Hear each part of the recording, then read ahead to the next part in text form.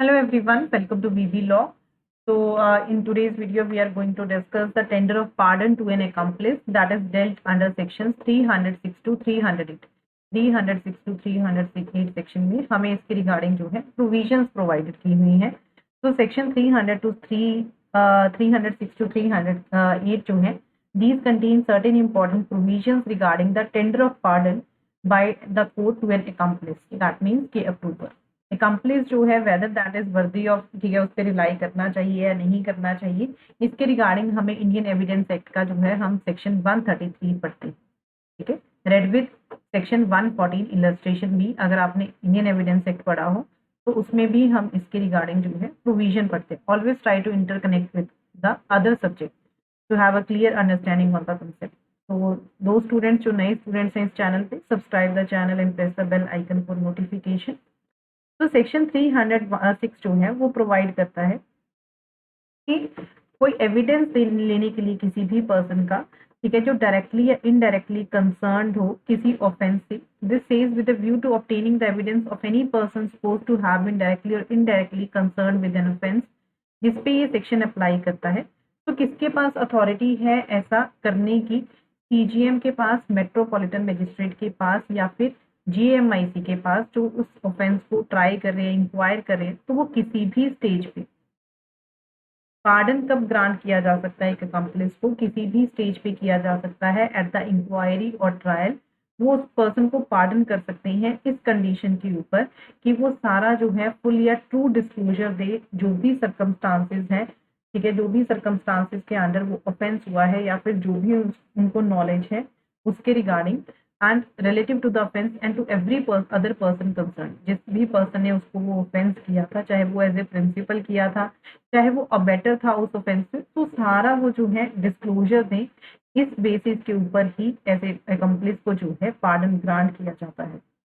तो ये सिचुएशन वहां पे डील करती है जहां पे सीरियस क्रिमिनल केसेस होते हैं। ठीक है, this deals with the situation where a serious criminal case is under trial, but on the basis of challan जो भी पुलिस प्रेजेंट करती है, इन्वेस्टिगेटिंग ऑफिसर जो है वो क्वाइट श्योर होता है कि जो ऑल सारे एक्यूज है वो एक्विट हो जाएंगे केस में, क्योंकि कोई भी because of the lack of evidence, क्योंकि लैक ऑफ एविडेंस है। तो ऐसी सिचुएशंस को अवॉइड करने के लिए जहां पे एक्यूज बेनिफिट लेना चाहता है एक्विटल का, तो वहां पे कॉम्प्रोमाइज फॉर्मूला हम कह सकते हैं या फिर प्रोसीडिंग कह सकते हैं, एक पार्डन को किया जाता है जहां पे एक एक्यूज को ये कहा जाता है कि उसको कॉन्फिडेंस में ले लेता है इन्वेस्टिगेटिंग ऑफिसर, एंड ये कहता है कि अगर वो फुल डिस्क्लोजर करता है एविडेंस की, इवेंट्स की, बाकी एक्यूज के रिगार्डिंग, ठीक है, कि कहाँ पे वेपन जो है छुपाया गया था, मोडस ऑपरेंडी क्या था क्राइम को कमिट करने का, हर इंडिविजुअल का रोल क्या था ऐसे क्राइम में। तो ऐसे केसेस में उसको कहा जाता है कि आप ये अगर ऐसा करते हो तो कोर्ट जो है उसको पार्डन ग्रांट कर देगी। ये जो सेक्शन है ये कहाँ पे अप्लाई होता है? This section applies to any offence, कोई भी ऑफेंस जो ट्रायबल है, exclusively by the court of session और बाय द स्पेशल जज जिसको अपॉइंट किया गया है under the criminal amendment act के अंडर।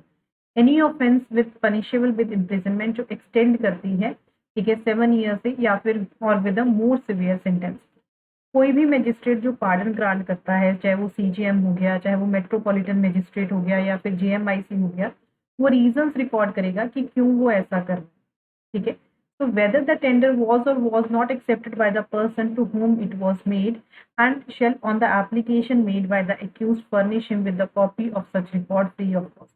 तो मजिस्ट्रेट क्या करेगा? वो जब भी ऐसा पार्डन ग्रांट करता है वो रीजंस को रिकॉर्ड करेगा,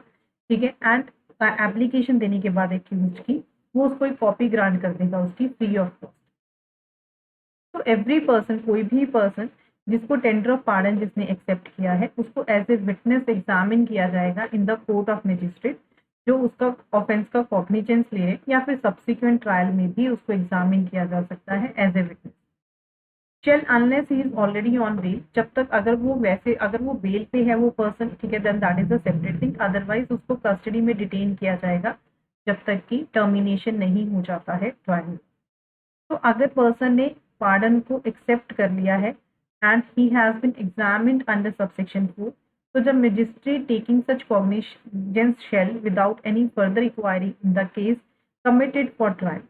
तो अगर उसने टेंडर ऑफ पार्डन जो है उसने एक्सेप्ट कर लिया है, ठीक है, एंड उसको एग्जामिन कर लिया गया है, तो मैजिस्ट्रेट जो कॉग्निजेंस ले रहा है उस ऑफेंस का, फर्दर इंक्वायरी में वो जो है केस को कमिट कर देगा ट्रायल के लिए कोर्ट ऑफ सेशन को, अगर जो ऑफेंस ट्रायबल है, ठीक है, एक्सक्लूसिवली बाय दैट कोर्ट, और या फिर और if the magistrate taking cognizance is the CGM. अगर या मैजिस्ट्रेट जो कॉग्निजेंस ले रहा है अगर वो सीजीएम है तो वो केस को जो है कमिट कर देगा किसको, कोर्ट ऑफ सेशन को, या फिर वो कमिट करेगा केस को to the court of special जज जिसको अपॉइंट किया गया है under the criminal law amendment act if the offence is triable exclusively by that court. किसी और केस में वो केस को जो है सीजीएम को कर देगा who shall try the case. तो this is regarding the tender of pardon provisions जो कि हमें सेक्शन 306 में दी हुई है। Further this says that there was a case law that is state of Maharashtra versus Abu Saeed. State of Maharashtra versus Abu Salim का एक केस है जिसमें सुप्रीम कोर्ट ने ये हेल्ड किया था कि if an accomplice is granted pardon, अगर एक अकम्प्लिस को पार्डन ग्रांट हो जाता है तो ही becomes a witness for prosecution. वो किसका विटनेस बन जाता है, वो प्रोसिक्यूशन का विटनेस बन जाता है। बट अगर जो पार्डन उसको डेलीगेट किया गया है, अगर कोर्ट उसको विड्रॉ कर लेता है, जो पार्डन उसको ग्रांट कर दिया गया है अगर कोर्ट ने उसको विड्रॉ कर लिया तो उसको सेम पोजीशन पे डेलीगेट कर दिया जाएगा, वो वापस से एक्यूज की पोजीशन पे ही आ जाएगा। This was held in this judgment, this is the case of 2010, ठीक है, 2010 का केस है supreme court. Further 307 section says that at any time after the commitment of किसी भी टाइम पे जब एक बार केस जो है कमिट हो जाता है, बट इससे पहले की कोर्ट जो जजमेंट पास कर देती है, the court to which the commitment is made may with the view to obtaining the trial at the trial the evidence of any person supposed to have been directly or indirectly concerned tender a pardon on the same condition to such person। वो उसी condition के ऊपर जो है उस person को pardon grant कर सकता है। तो अगर जो अप्रूवर का एविडेंस है, जो अप्रूवर ने अगर एविडेंस है वो फाइनली एक्सेप्ट कर लिया, पूरे अप्रूवर बन गया वो, ठीक है, जब प्रोसिक्यूशन विटनेस बनेगा,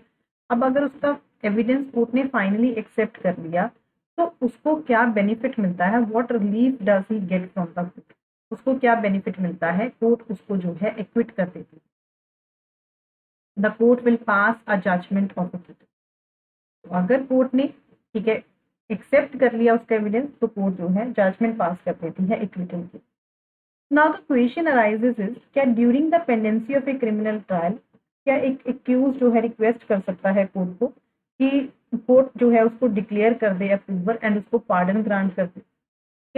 एक एक्यूज खुद रिक्वेस्ट कर सकता है कोर्ट को ऐसा?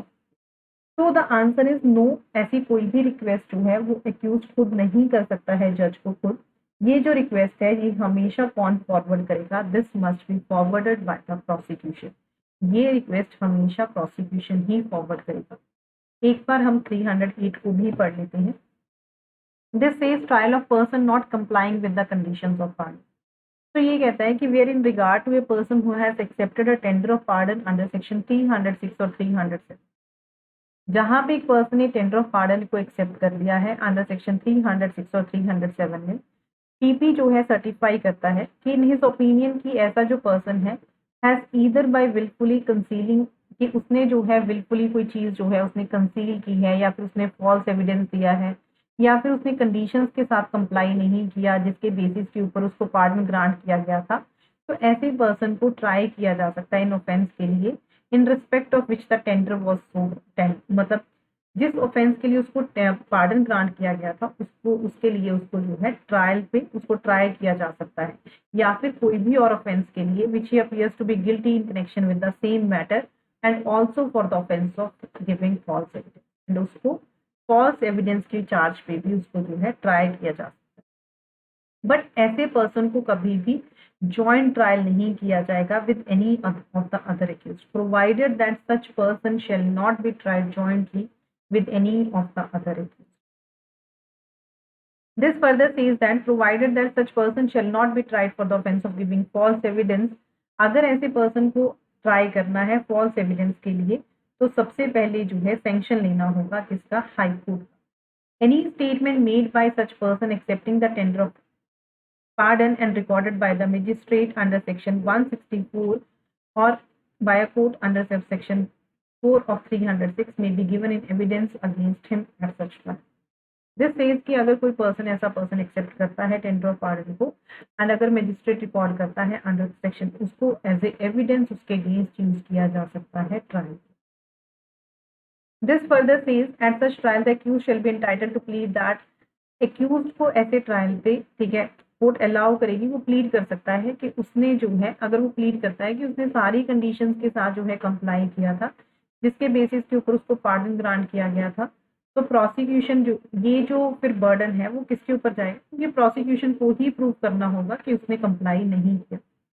Eight such trial the court shall, अगर वो कोर्ट ऑफ सेशन है, before the charges read out and explain to the accused, अगर कोर्ट ऑफ मजिस्ट्रेट है, इससे पहले कि before the evidence of witness for prosecution is taken, वो accused को पूछेगी कि क्या आप प्लीड करते हो कि आपने कंडीशंस के साथ कंप्लाई किया है और या फिर जिसके बेसिस के ऊपर आपको पार्डन ग्रांट किया गया। अगर एक्यूज कहता है कि हाँ, तो कोर्ट रिकॉर्ड करेगी उसकी प्ली को एंड प्रोसीड करेगी ट्रायल के साथ, इससे पहले कि कोर्ट जजमेंट को पास करे। ठीक है, फाइंड वेदर और नॉट द एक्यूज, कोर्ट ये फाइंड आउट करेगी क्या उसने कंप्लाई किया है या नहीं। अगर कोर्ट फाइंड करती है कि हाँ उसने कंप्लाई किया है, ठीक है, तो कोर्ट क्या करेगी, कोर्ट पास कर देगी जजमेंट ऑफ एक्विटल। तो 306 to 308 जो सेक्शंस हैं that deals with the tender of pardon of accomplice, ठीक है, रेड विद, आप इसको किसके साथ पढ़ते हो, 133 ऑफ इंडियन एविडेंस एक्ट के साथ, read with 114 illustration B of Indian evidence act. तो अगर आपको वीडियो अच्छा लगा हो, लाइक करना and subscribe the channel and do let me know in the comment box so that we can do other sections also.